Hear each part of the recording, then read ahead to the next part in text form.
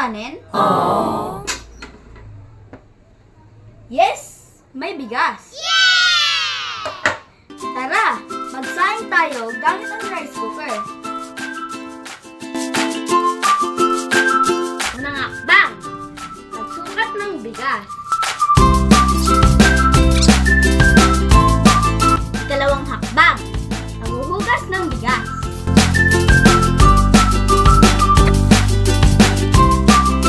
Ikatlong hakbang.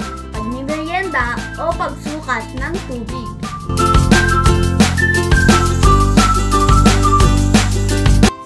Okay na! Paalala, punasan muna ang ilalim bago ilagay. Okay na! Alam na natin. Nice!